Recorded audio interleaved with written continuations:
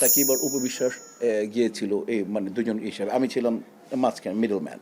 সমিতি চালাতে হলে ওই যে পুরনো কথা, কিছুটা ধার কিছুটা ভার দুটোই লাগবে। আমি জায়েদ খান আসলাম, জায়েদ আবার অর্গানাইজার খুব ভালো। যাদের আবার একটা কথা বলতে হয়, জায়েদ আবার অর্গানাইজেশনটা খুব ভালো করে বোঝে। স্টার শিল্পী হওয়াটা কি জরুরি সংগঠনের জন্য? মানে স্টার হলে সুবিধা কি, না হলে অসুবিধা?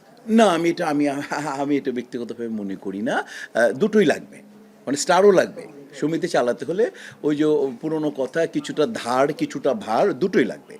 আর যদি কম্বিনেশন হয় তাহলে সুপার। যদি এটা কম্বিনেশন হয়ে যায়, স্টার কাম সংগঠক, যেমন দুটো উদাহরণ দিই, যখন এই রুম ওই রুম তারপরে বাগান, যখন মনে করেন যে সাকিব আর আমি ওই রুমটা ইন্টেরিয়র করেছি চ্যানেল আয়ের ইন্টেরিয়ার দিয়ে, ওই রুম আমি আর সাকিব খান যখন ছিলাম ওই রুম করেছি, ওই বাথরুমটা আমি এককভাবে করেছি।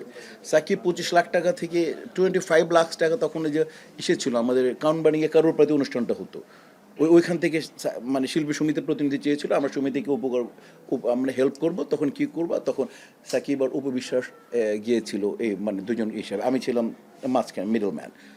এটা করেছি আমরা। এবং এর পরে বার সাকিব খান আর অমিত হাসান ওরা পুরো বাগানটা করেছে। হ্যাঁ, এরপরে জায়েদ খান আবার আমি যখন ছিলাম এটা ওটা ইন্টেরিয়ার এটা করেছে, তো সবাই মিলেই কাজ করেছে। তো যে যেমন বললাম আমি আর সাকিব খান ছিলাম, যেমন আমরা দুজন স্টার ছিলাম মোটামুটি, আমি সংগঠক বলে অনেকে, তো দুজন মিলিয়ে ভালো কাজ হয়েছে।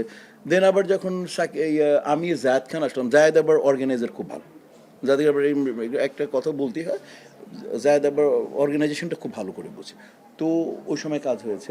তো তেমনি করে যেটা মূল কথা হচ্ছে যে দুটোই লাগবে, মানে এই সমিতির প্রতি একটা ভালোবাসা, সমিতিরকে আমরা সময় দিব, কম্বিনেশন লাগবে, স্টার এবং সংগঠক দুটো লাগবে। দুটো যদি হয়, যদি মানে ক্যাবিনেটে যত বেশি মানে স্টার প্লাস সংগঠক পাওয়া যায়, শিল্পী সমিতি লাভ, মানে শিল্পীরা বেশি সাহায্য পাবে।